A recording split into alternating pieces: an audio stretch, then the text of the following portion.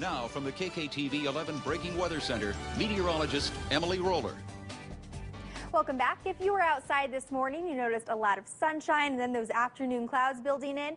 Well, as we get into Sunday, things are going to start to change from that trend that we've seen over the past several days. That being said, the morning's still going to be your best bet if you have any of those errands to get done and you want to stay dry. Well, planning out the first half of your day, we do have that chance for a few scattered showers in the forecast. 41 degrees by about 6 o'clock, and we keep that chance for some spotty showers in through about 9 in the morning. So as you're headed out for church or breakfast tomorrow, not going to hurt to have the umbrella on hand, maybe even that raincoat, especially if you are going to be out into the afternoon. By noon, we top it out at 48 degrees. That's where we see it for our high, and rain looks to pick up as we get into the afternoon. For Pueblo, you started out in the mid-40s, spotty showers through about 9 o'clock, and then we could see some thunderstorms with more widespread rain working in by noon.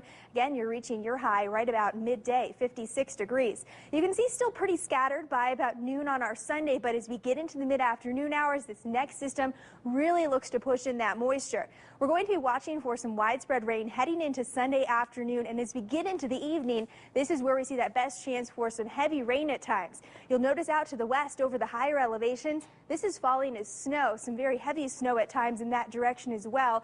And it looks to bring some very much needed moisture to areas of the plains that have been very dry and missing out on these last several storm systems that have been pushing through southern Colorado.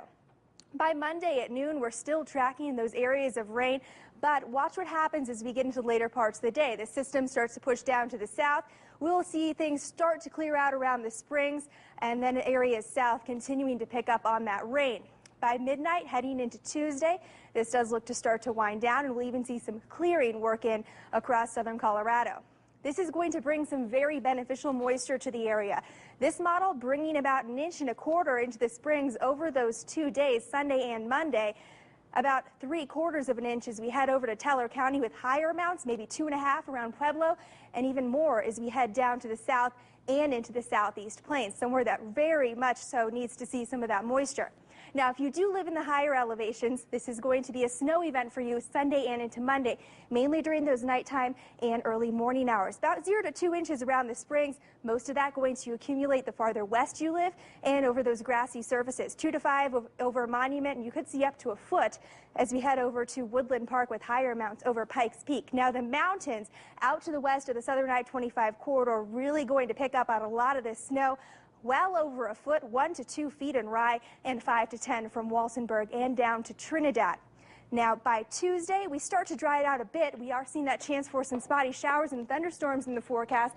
Then the sunshine returns midweek, and temperatures make it up to the 70s here in the Springs. For Pueblo, you're also seeing that warming and drying trend once we get into the middle of the week. 80s returning to the forecast late week. Canyon City and Florence following that similar trend, drying it out past Monday.